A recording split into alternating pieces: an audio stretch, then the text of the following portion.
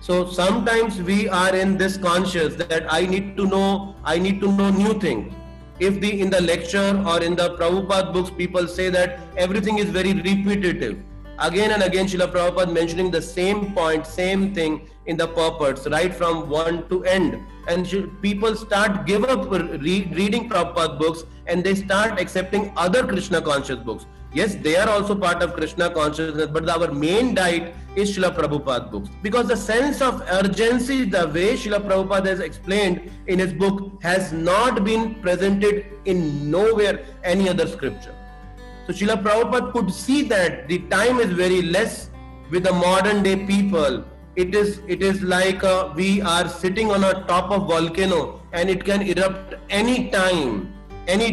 So what happens to us? We look for new stories, new examples, and new information, and we think, no, it's the same thing I know. It is being repeated again and again.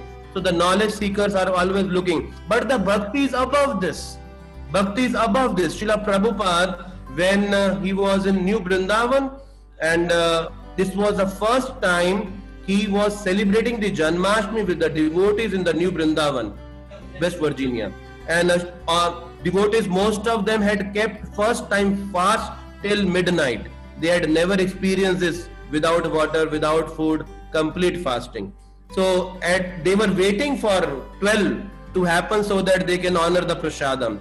And just before the 12, Srila Prabhupada called all the disciples, come in my room, and Srila Prabhupada opened the Krishna book and start reading the first chapter, Advent of Lord Krishna.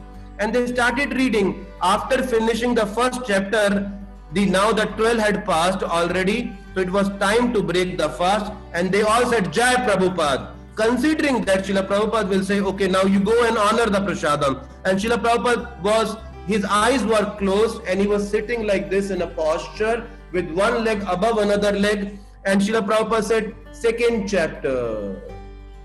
And the second chapter began. And when the second chapter ended, the devotees said, Jai Prabhupada, expecting that at least Srila Prabhupada will leave them now. And Srila Prabhupada said, third chapter.